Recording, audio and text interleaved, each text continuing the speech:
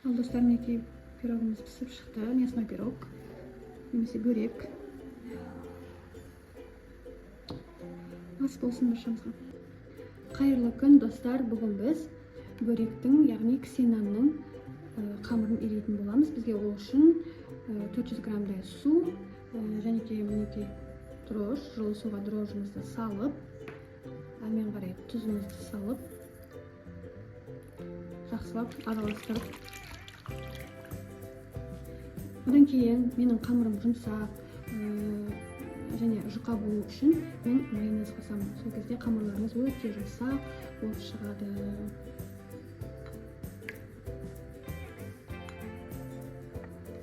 Неге майонезімізді салдық. Жақсылап араластырып, әрмен қарай ұнымызды салып, тестаны еритін боламыз.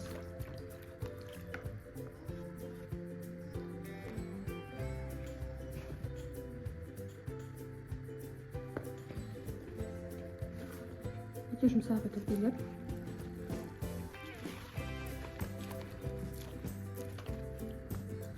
Осыны жақсылап еліп, жұмсақ қамыр болғанша басамыз. Достар, мінекей бізде осындай тесті шықты.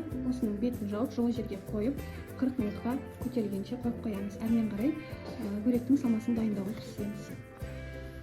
Әрмен қарай салмасына етімізді мінекей турап, осылай уақтап турап, сиыр етінен қосатын боламыз.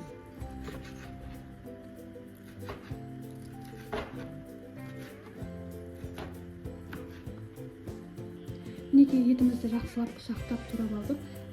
Достар, мынау бізде құйрық май. Осы құйрық майды турап қосатын болам. Дәмі енді өте керемет болады. Тұзы сіңген бұрышы, қызыл бұрышы бұл құйрық майымыз уытталған. Осыны турап салатын боламыз, араластырып.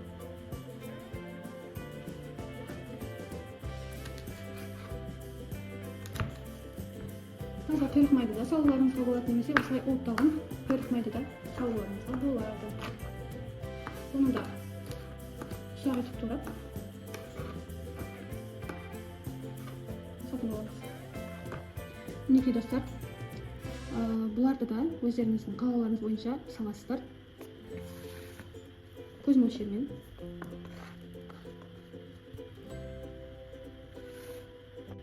Ендігі кезекте әрмен қарай пиязымызды, картофелімізді ұсақтап турап аламыз.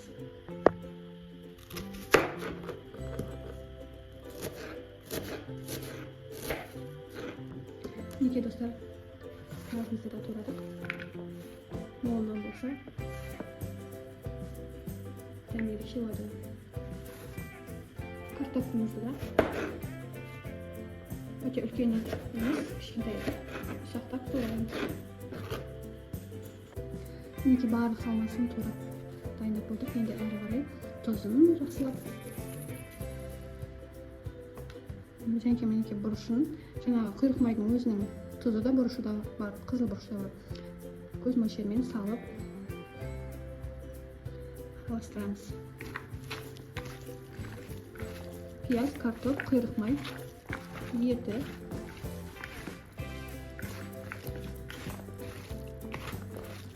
Егер картопты молынан салып,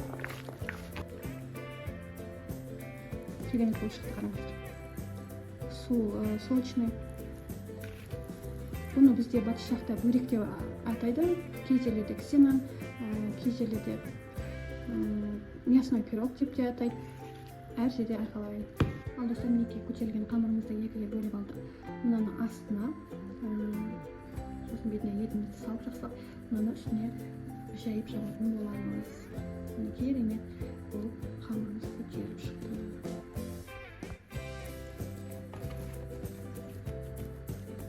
Жақсылап жайып, шет-шетін жұқартып,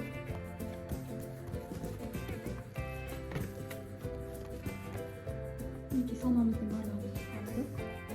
Осылай басып, жайып,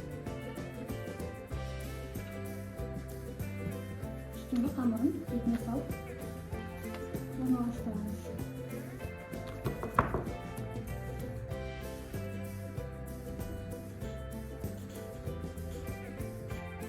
Одан кейін шеттерін бұрып, жақсылап көреміз, ашылып кетпес үшін.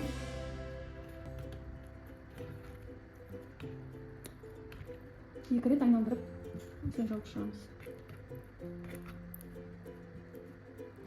Мінекей достар, дайын болды. Осыны пешімізді қосып, жаймендеп қыздырып 180 градуста сағат жарымдай пісіріп аламыз.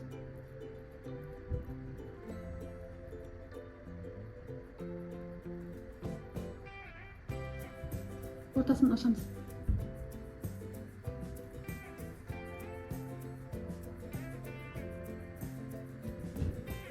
Мінекей. Ал достар, мінекей пирогымыз пісіп шықты. Мясной пирог немесе бөрек. Ас болсын баршамызға.